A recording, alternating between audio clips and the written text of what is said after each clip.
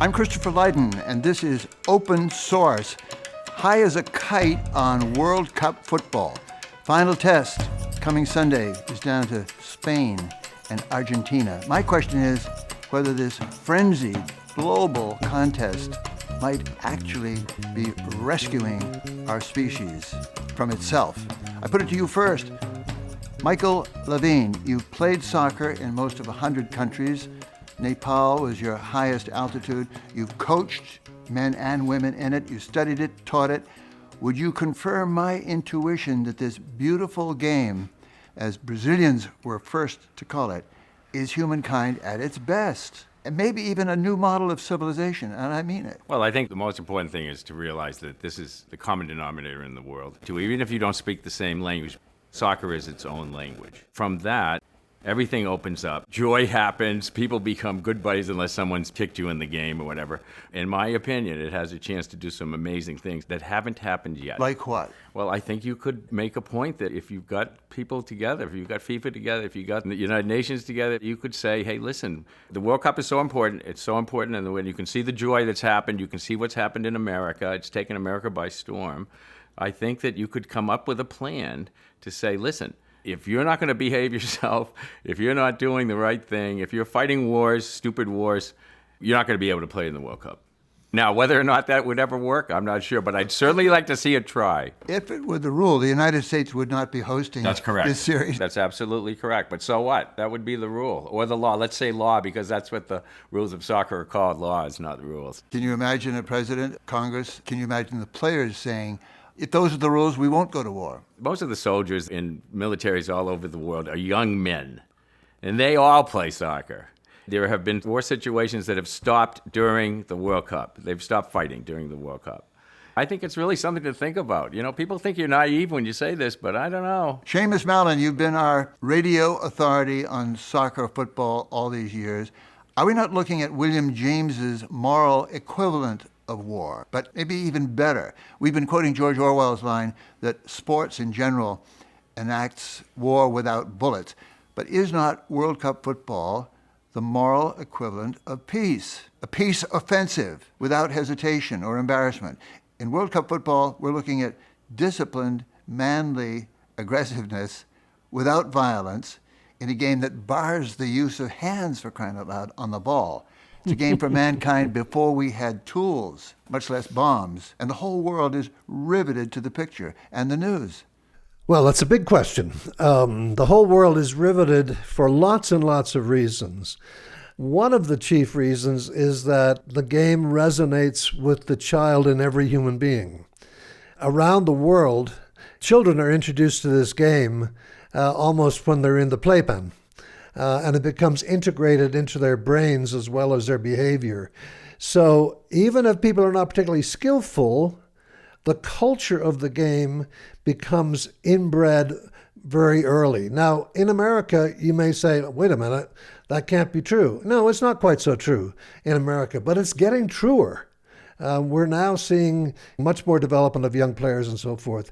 But around the world, you can go anywhere, as Michael said, any open patch of ground, and you'll see a bunch of kids kicking a ball back and forth, and increasingly with girls. We'll get to that. Yeah. You know, girls and boys playing together or separately in the streets. I mean, this is where Maradona learned to play. This is where Pele learned to play. This is where the greats of the past learned playing in the barrios. On the street. I mean, Pele tells a wonderful story in 1950 when Brazil were in the World Cup final on a Sunday, and he was outside playing in the street while his father listened on the radio. He came in to catch his father in tears at the end of the game because Brazil had blown the lead and lost to Uruguay. And Pele put his arm around his father and said, "Don't worry, Papa, I will win the World Cup for you." And he did it 3 times. You touched on something we'll come back to, the endless memory in soccer and the history that is sort of alive in every player, every fan's mind. Let me just say, I've been high on this World Cup 26 since the opening day when teeny tiny Cape Verde, held giant Spain to a scoreless tie. It was the first of the moral victories of the one-time colonial nations over the former imperial nations. It was the first emergence also of a heroic goalie and brilliant defense on both sides. But there you have a lot of its charm. It is the people's game. Anyone can play and anyone can win. Very true. And then, of course, they gave Argentina a hell of a fright, the Capo Verde team. They went on to play the team that is now in the final.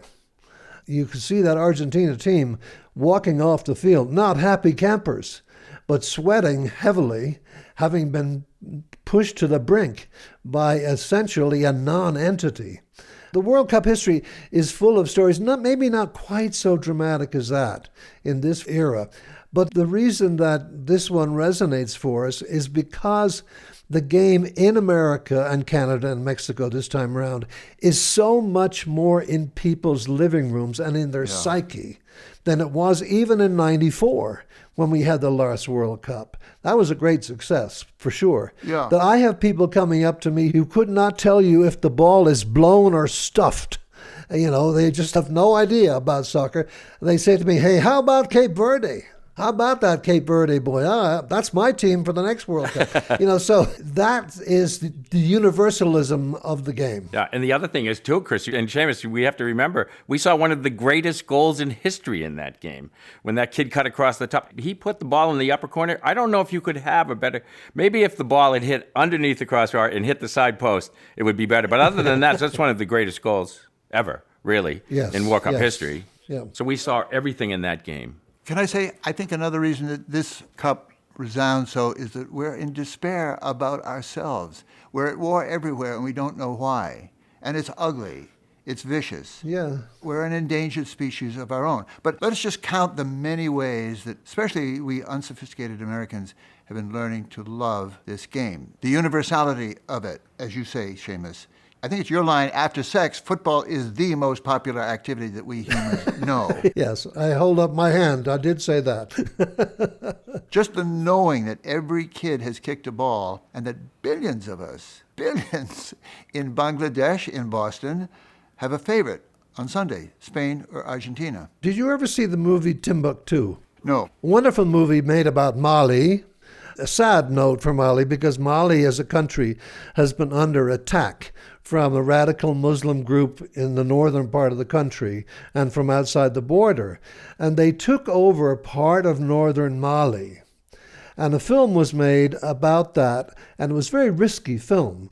But one of the parts was the kids had a dirt soccer field, and the incoming radical Muslims took the ball away from them.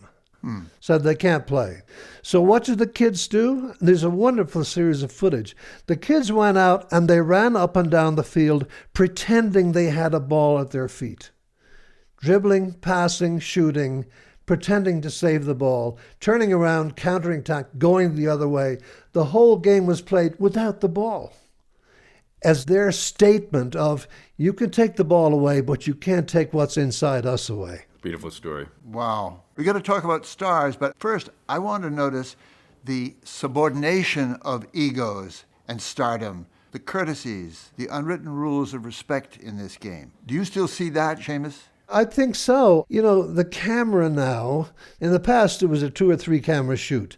Now you have cameras everywhere. And one of the things that struck me about this World Cup is that there is a gentlemanly respect after the heat of battle. We've had very little confrontation, player to player, loser to winner. Maybe 1 or 2, but after all these 103 games or whatever it is, it's been remarkable that the degree of physical intimidation and physical challenge and emotional challenge doesn't spill over at the final whistle. Everybody seems to take a deep breath and are respectful. I mean, did you see the picture of Harry Kane and Messi embracing each other after the game yesterday? I mean, these are 2 superstars, but they live as athletes and as human beings on a different level.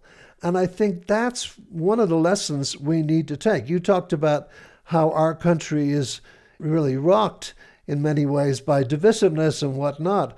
But if you ask the fans who came to this country, universally they're saying, Americans are so nice. We have been received with such generosity of spirit. We love to come here. We're coming back.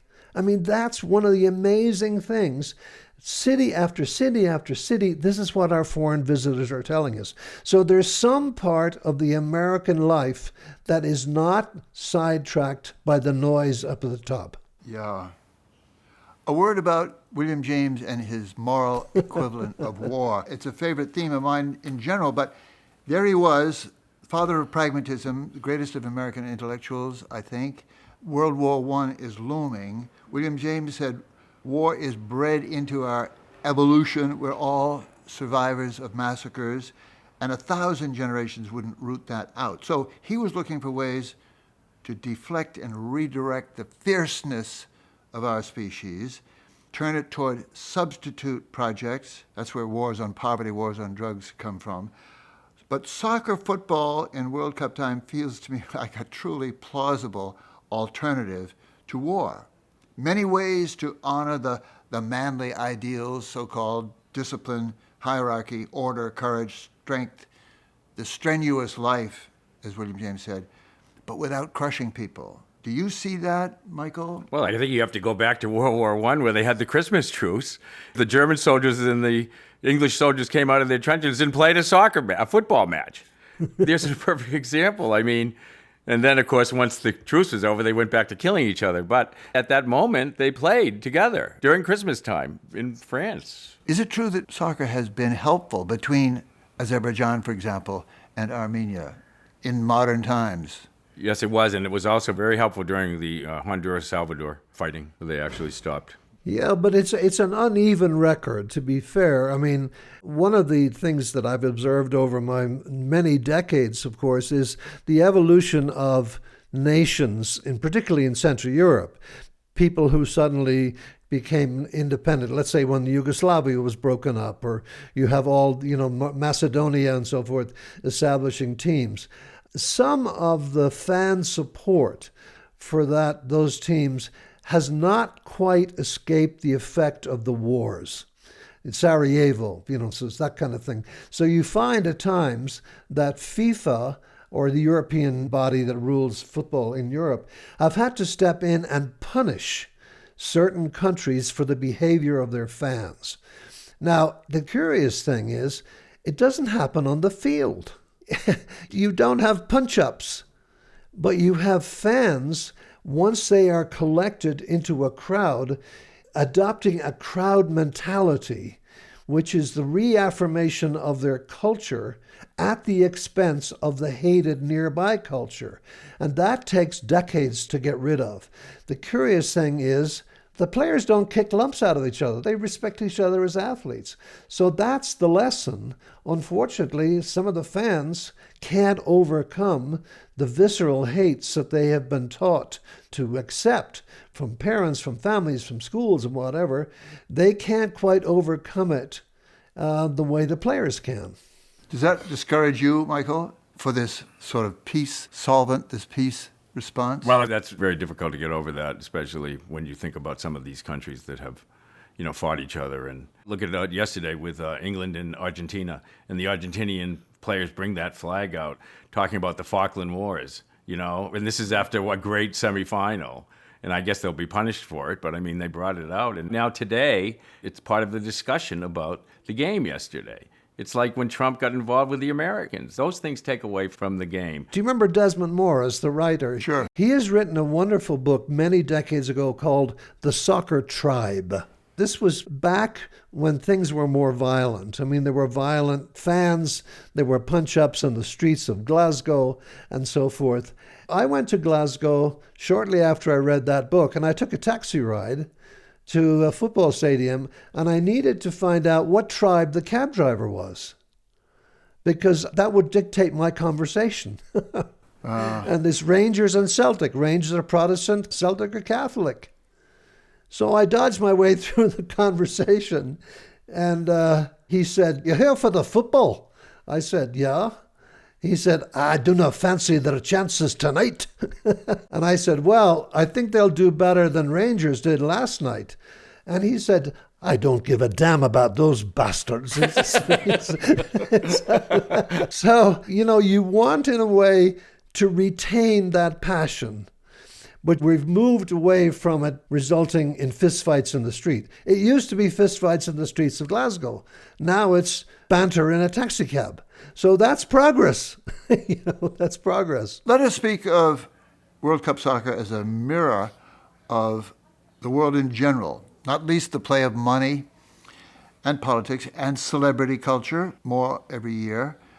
Week by week, this game coverage made me feel better about everything. It's been not least a showcase of males of the species, the guys in our curious time. I just want to observe that the soccer guys in general speak well for all of us.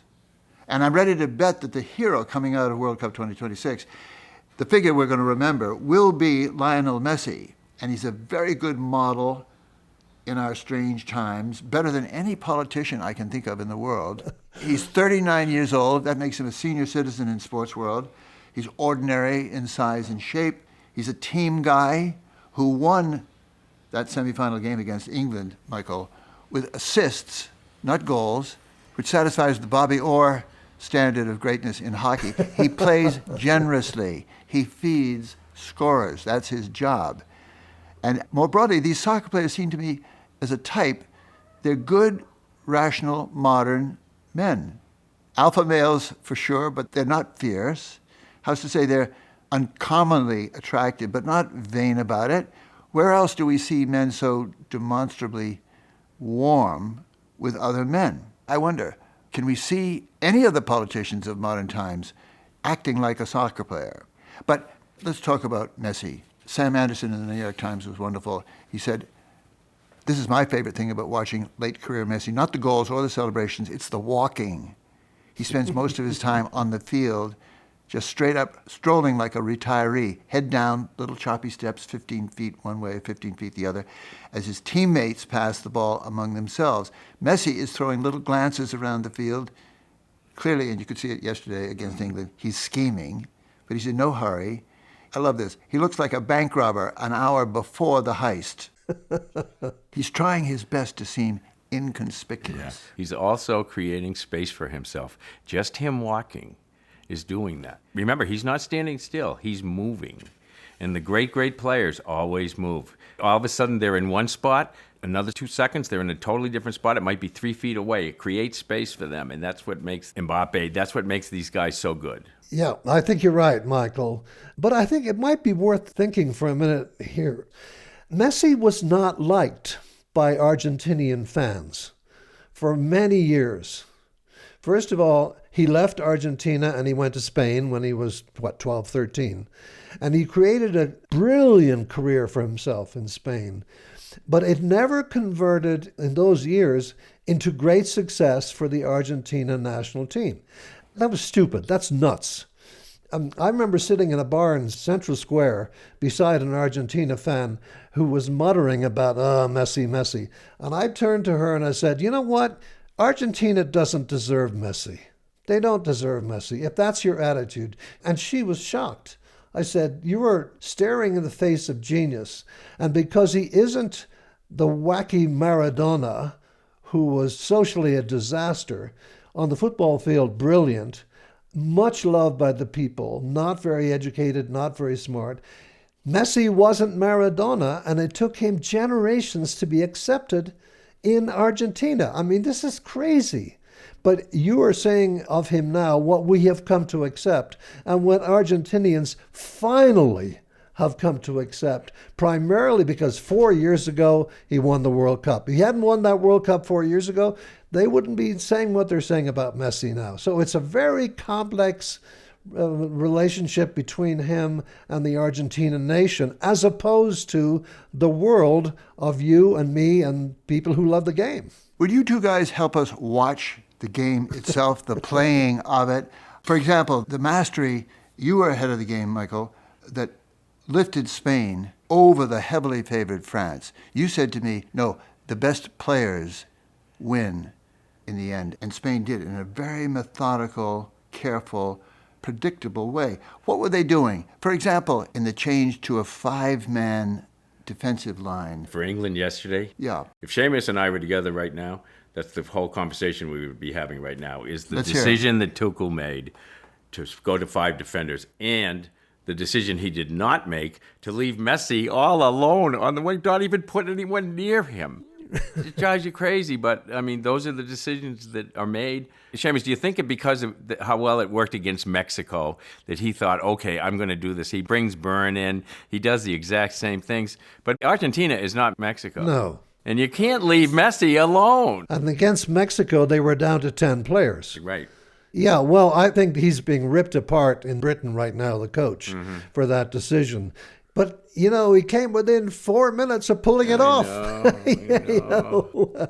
But to get back to Spain for a minute, Chris, I don't know if you heard the comment after the game on TV by the French commentator who's been so brilliant on the air as opposed to some of the others, saying that the Spain team has been playing like this because they have been taught like this since they were 5 years old. Oh. In other words, there has been a decision in the central core of Spanish football organization, this is the way we're going to play.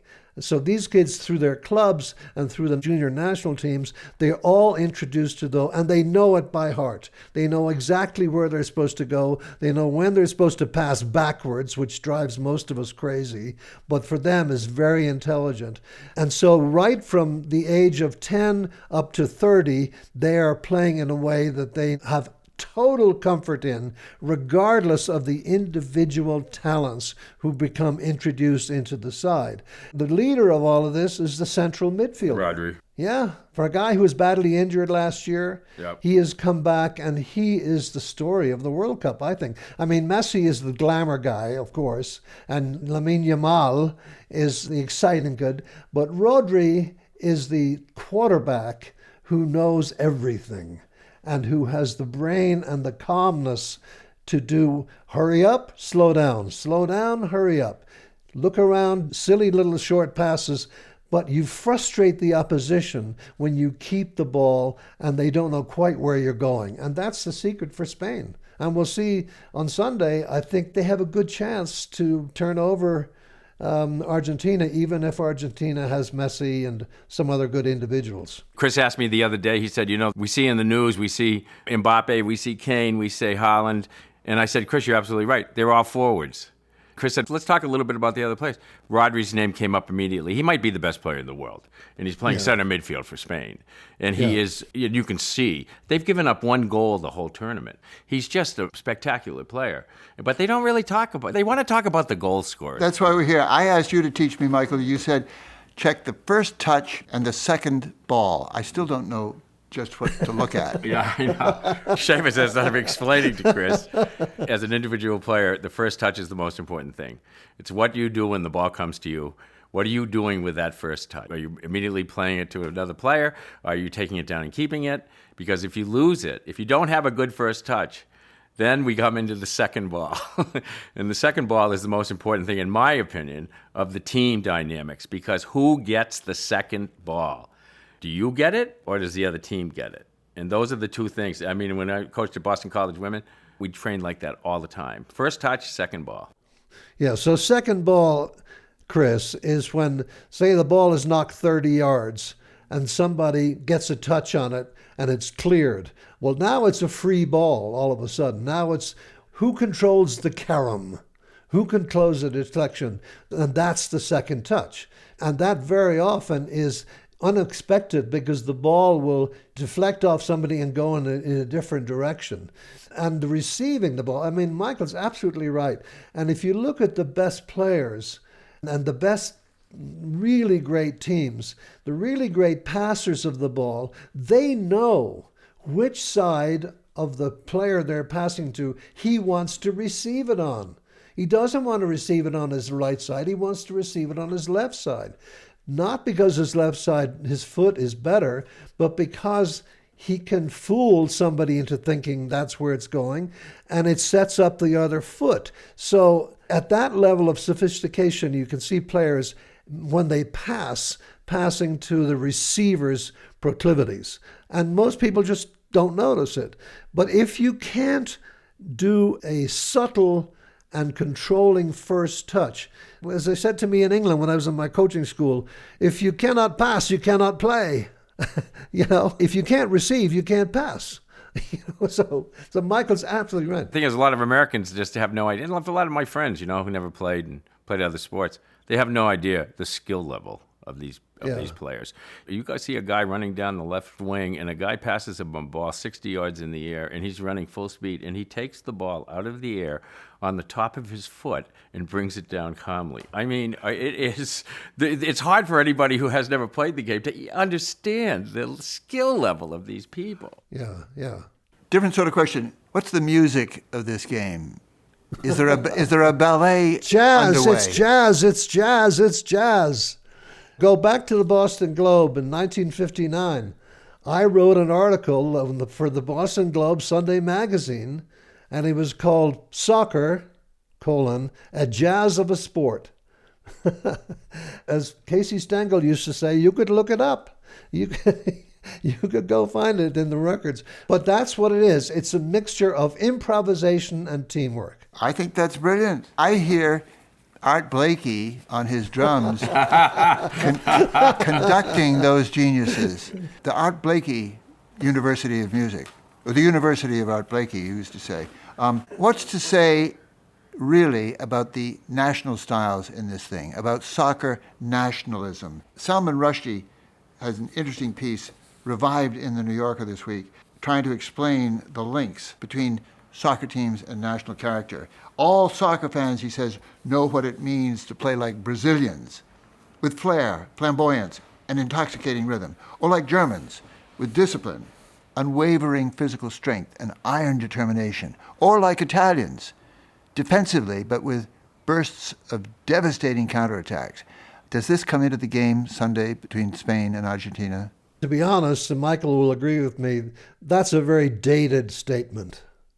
Unfortunately, el jogo bonito, the Portuguese expression for the beautiful game in Brazil, it doesn't exist anymore. I'm sorry to say it, but Brazil does not play that way anymore, really.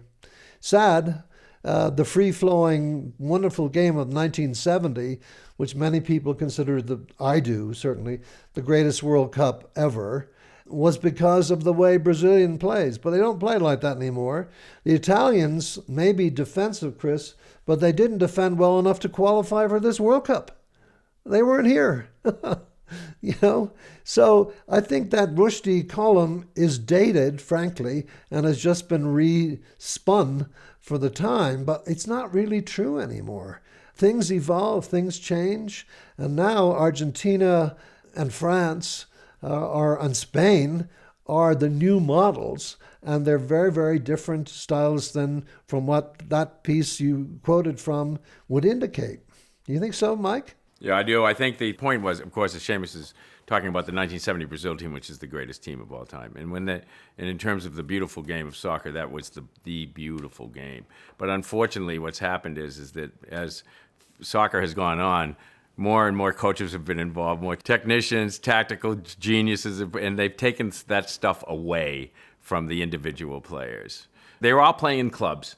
Remember, all of these players play in their own clubs. They have totally different systems in their clubs than they do on the national team. So it takes away the individuality in a lot of ways, from the team experience. Very different question. People know George Carlin's famous distinctions between baseball and football. Right, Football yes. is played on a gridiron in a war memorial stadium, and it's all about long bombs and vicious attacks on the ground. Baseball is played on a diamond in a park, and the object is to be safe at home. What would George Carlin do with soccer? I've used that quote many times myself. It's brilliant. And it's right on. It really is. It really is. Football is played in a stadium. Baseball is played in a park. So it's wonderful. It was wonderful. The game is played everywhere. I watched the 1958 World Cup. I mean, I'm really aging myself here, but I'm the same age as Pelé, the late Pelé. And when I was 17, my father, who's a journalist, had a television in Dublin. Not many people had televisions, black and white. So my buddies and I crammed into our living room in the summer of '58, and we watched the World Cup on the BBC in black and white TV from Sweden. And we were introduced to Brazil. And we were absolutely blown away. It was light at night until 10 o'clock. When the games are over, what could we do except grab a ball and go across the street into an empty field? And what were we saying to each other? Irish guys, Dublin guys, saying, one guy saying, I'm Pelé. The other guy saying, I'm Tostão. I'm Carlos Alberto. I am, whoever else was playing, Vava, Garincha. These names all of a sudden became Irish players. And that is what is the universality of the game. So the evolution of individual styles will happen decade by decade by decade, but it doesn't take away from the connection that young people and that viewers make with the actual people on the field, because they deceive themselves into thinking that I could do that. I've done that. I can do that. Now, as Michael said, they can't do it at the pace and speed and skill with them. But because you have played and experienced the feeling of working with the ball, you convince yourself that that guy out there represents you as a player. And it's a wonderful piece of self-delusion, but it's why we watch. It's why we watch. Seamus, really, you sit around with your friends and they love the World Cup, and I was with a group of them yesterday, and they have no idea what's going on. And they go, tell us what's happening. And you really have to have played the game to really be able to tell people, listen, here's what the formation is. And you should always start, Chris, by telling people what the conditions of the field is and what's the weather that day, and then go from there. But you have to really have played the game to see the subtleties and understand the game and what these people are doing. And it's very, very difficult if you haven't played the game. So when you say to us, if you say to Seamus, hey, listen, tell us what's going on, help us understand. Well, we can help you to an extent, but you have to have played the game. Strikes me for athleticism, only NBA basketball comes close to the demands of soccer. Could these soccer players master basketball? And maybe vice versa? Not without a pituitary shot of some kind. They got to be 6'10". Come on, really. I mean, that's the big difference. It doesn't matter what size you are in this game. I mean, you have to develop physical strength and so forth and so on. But, Maradona was 5'6"? Pelé was 5'8". They couldn't play basketball for a minute. They'd be plowed under. Get past that. I mean, in terms of stop, start, run, endurance, flexibility. Of course. It seems to me there's a lot in common there. Except, basketball, I have a pet peeve about basketball, and that is that it stops too often. They stop all the time. I have a new rule for basketball. The 2-minute warning should come in. 2-minute warning in basketball, the way it's football. You know what? After that, no timeouts. None. Go figure it out for yourselves. Yeah, and ban the three-point shot, too. Get rid of it. Yeah. There's too much interference with coaches and so forth and so on. Basketball has some wonderful skill and great players, don't get me wrong. But it is very much driven by constant reaffirmation from the sideline. In soccer, my God, you're on your own. You have to read what your teammates are moving. There's no particular preordained move. There's some patterns of play, but you have to be smart enough to see when somebody makes a run that it's not a run for a pass, it's a run for a decoy to unbalance the defense in front of you. You have to have that sophistication on a big field. There's a lot of acres out there to cover, and you run your legs off more than in any other sport. So it's tough to make those sport-to-sport comparisons. It's not like golf. Say we look at American football. American football, every play averages 4 seconds. You have a play, you get up, you walk back to the huddle. There, you're standing in the huddle, the clock is still running. You're not playing, but you're in the huddle. Then you've got a set play that you're doing. Every 4 seconds, you're set up with a play that you've worked on all week. In soccer, you have to change the tactics as you're playing. It's a totally different situation. Totally different situation. Totally different question. Both of you have coached women's soccer on a sustained basis. How does it happen that in women's soccer, the U.S. team seems dominant in the world, and in men's soccer, the U.S. is, year after year, pretty hapless? Michael, that's all yours. Okay, Go well, for it. the reason this happened is because when women's soccer first became a worldwide sensation, and this was pretty much in the 90s, remember the American team who won against Japan in the Rose Bowl in front of 100,000 people. That was Against China. China, excuse me, not Japan, China. When Christine Lilly cleared the ball off the line, that really started to set it up. But that was because the reason the Americans have been so good at women's soccer is because they were one of the first teams to the Scandinavians and the Americans were the first group of women teams that really took it seriously and got involved. And one of the main reasons in the United States was because of Anson Dorrance, who was the head coach of North Carolina, and he became the head coach of the women's team. And Title IX. And Title IX also. Title IX also. And when I first got the head coaching job at Boston College in 1978, it was because of Title IX. Bill Flynn said, we've got to do something because of Title IX, and that's how the whole thing started. So from the late 70s on is when it picked up, but the American women have, they've had the opportunity to do it. They've had the backing now, finally, and you can see the success rate. They're just a fantastic team, and they're out regularly. But now the rest of the world is catching up. And as a matter of fact, it may have passed them. The Spanish team probably is better. The English team might be, there's teams now that are better than the United States women. Seamus, how long has football been going on in Ireland since the 18 whatever? Yeah. That's mainly the reason, is the United States picked up on it and went with it. Yeah, no, and it's to their credit. Yeah. The colleges jumped on board. It helped them meet the Title IX requirements for equal number of women being honored with sports and so forth. And so we got in there early. But that said, that first generation of women were a pretty amazing group, not just as players, but as human beings. Yep. They were interesting people to talk to. And that Rose Bowl game that you mentioned, 99, was a stunner. I mean, that was a game changer. But that had the effect of waking up the rest of the world. Yeah, that's right. And all of a sudden, girls are playing. The related point, Chris, is about the men. It's two different sports. It's not just two different genders. It's two different sports. The men's soccer is on a totally different level worldwide than women's soccer. We have to stop pretending that they're all equal. It's not equal. First of all, many, many countries in the world have no time for girls. It's terrible, stupid. But they're very slow to come up with the women's team. And when they did, they just gave them terrible token support. It's changing a bit. The men's game is established in the DNA of sports on the globe for centuries. And it's taken a different journey, and it is silly to compare men's and women's. It's not just that the gender is different, it's the culture of the game in the society has evolved completely differently. When I looked at the United States team this year, which had a good World Cup, relatively speaking, I am much more forgiving, let's say, and they had a terrible final game, but I'm much more forgiving of what happens to the U.S. men's team against the rest of the world, because the rest of the world has been playing for over 100 years.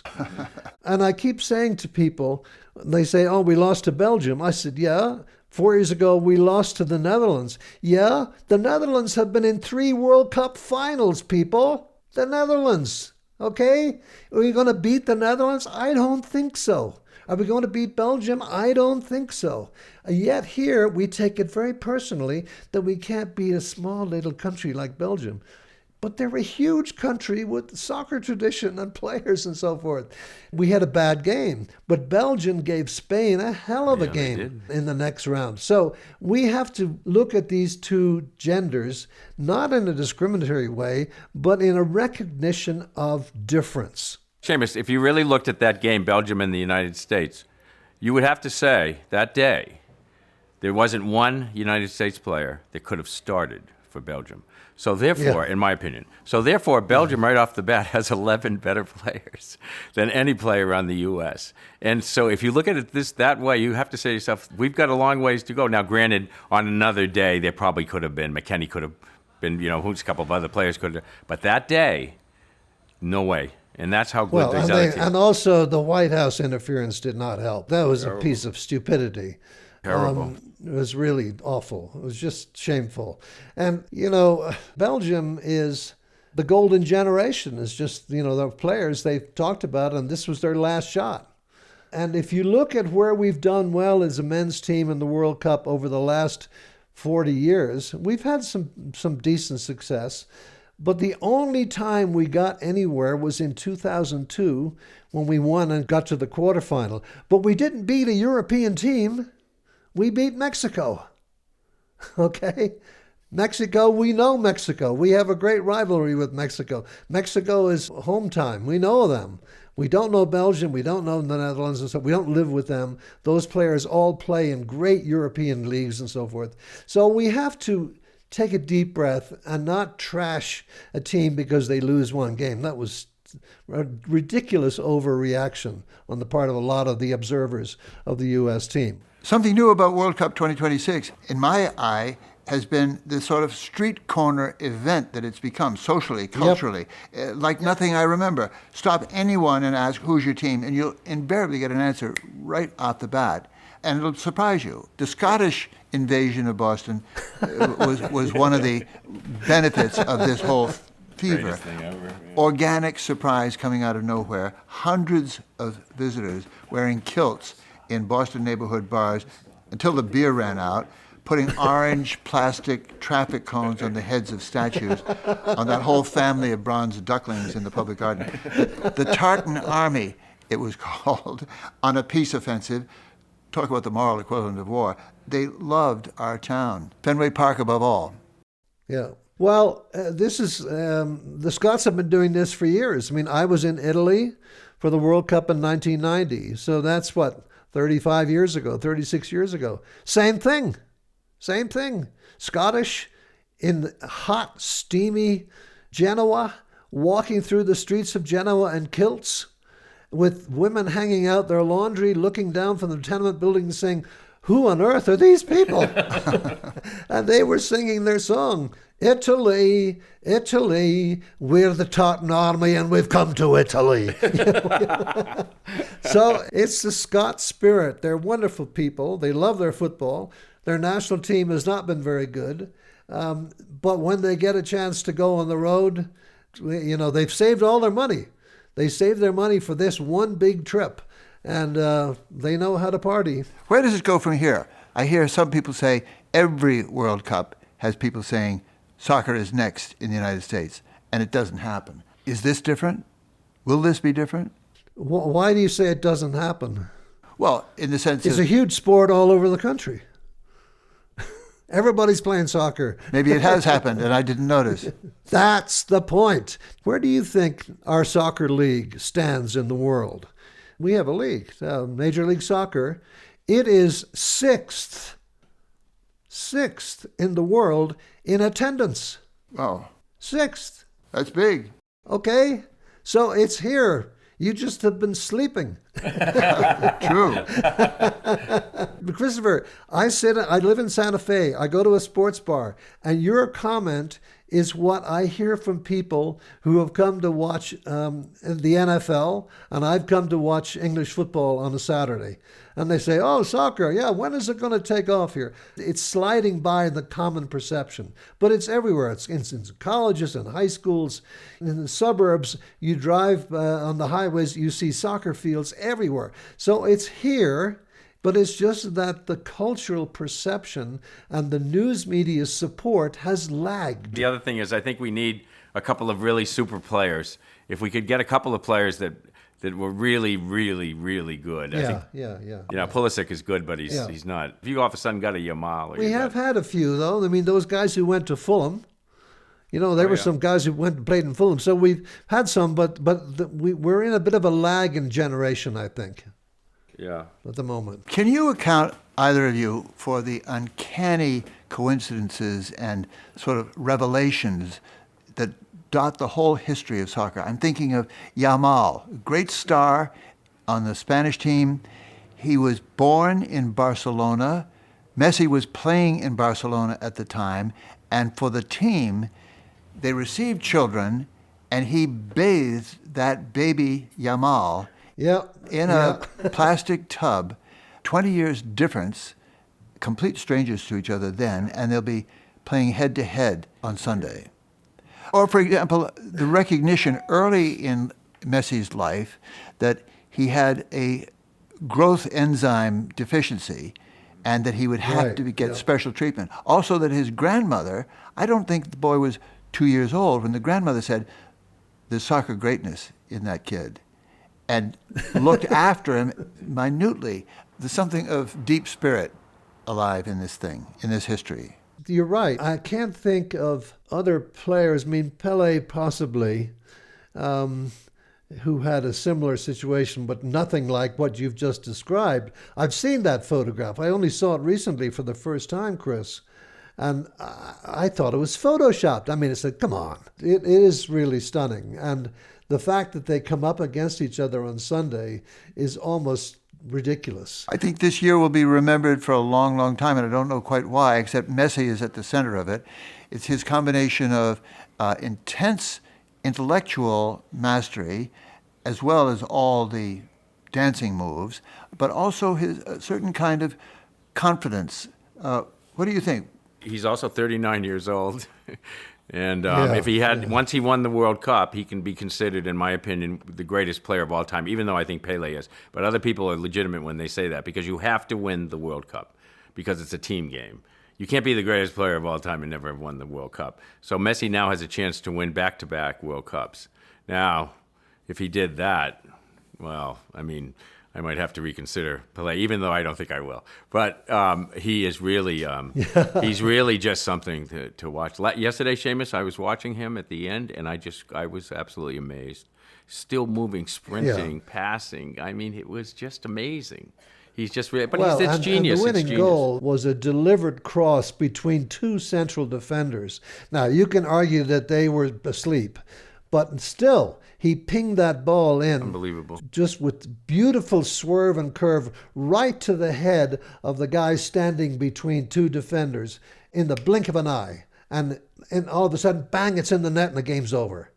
And those two defenders had worked and worked for 98 minutes or whatever it was, and to be undone by this genius of an assist is great. But let me just leave you with another thought. Sometimes the game can look unfair. You know, one team can dominate, they're hammering away, they can't score. All of a sudden, the other team breaks away, gets a lucky goal, and they win 1-0. I used to work for the New York Cosmos when they were playing in the league. I was their television announcer.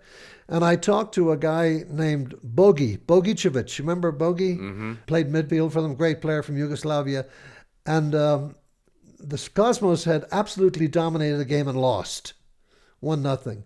So I said to Bogi, how do you explain this? Now, this was 1985. So the first thing Bogi did in the dressing room is he put down his cigarette.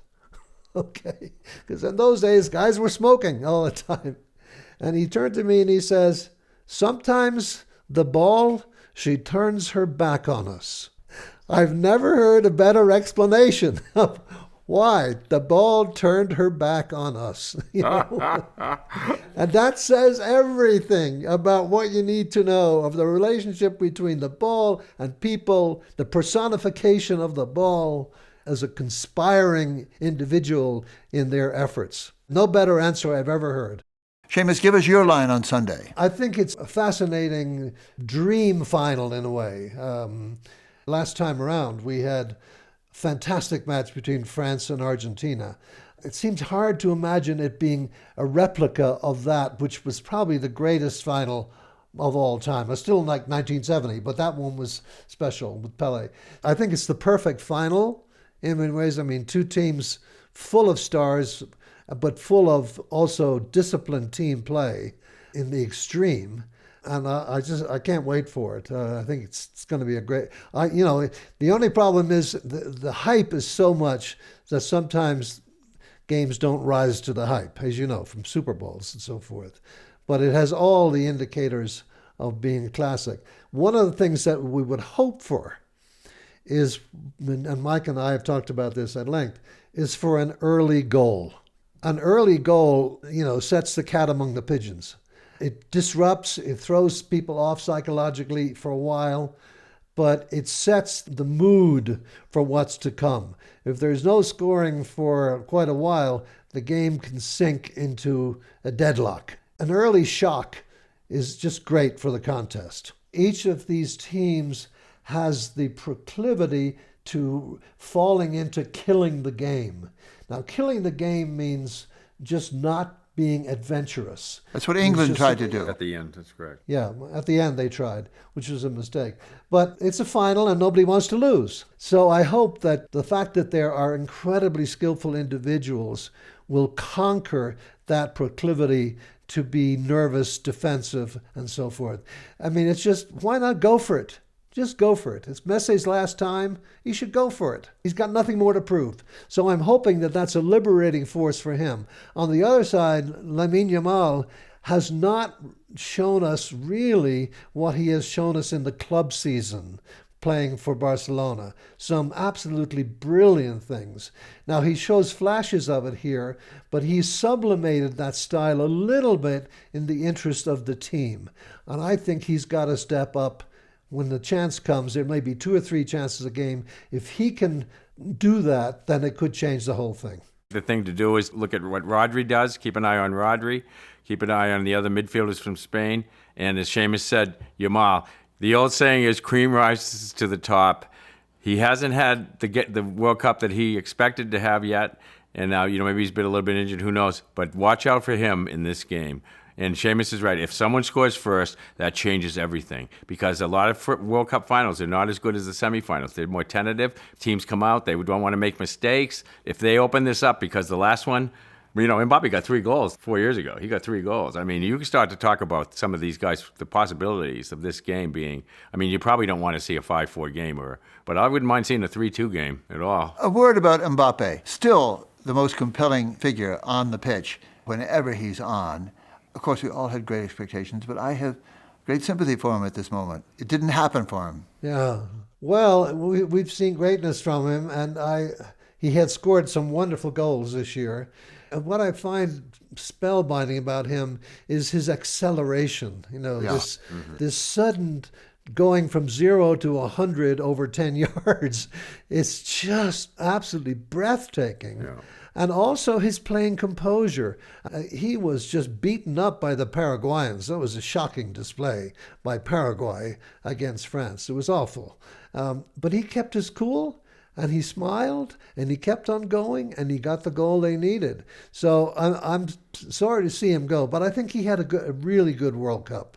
Shades again of Bobby Orr. They said he had 8 speeds of fast. 8 speeds. Acceleration. Last word, Michael LaVigne. We'll keep on playing, and we'll keep on watching, and let's see what happens on Sunday. It's going to be interesting. I think Spain's going to win. I do too. I'll put a nickel on Argentina, but it's a joy to be learning this game on the telly. Telemundo, thank you. And thanks to Seamus Malin and Michael LaVigne. May the ball not turn its back on anybody. Back on you. Seamus Malin and Michael LaVigne have been pillars of the vast collective memory and the expert gab in soccer world, playing, coaching, commentating since the 1970s. Here at Open Source, we count on listener support. If you haven't done your part yet, please go to radioopensource.org/donate and pitch in to keep the world's first and longest-running podcast going strong. We are proud to be founding members of Hub and Spoke, a Boston-based collective of independent voices in podcasting. Check the wide range of our interests, technology, history, art, politics, at hubspokeaudio.org. You'll be glad you went there, and thank you.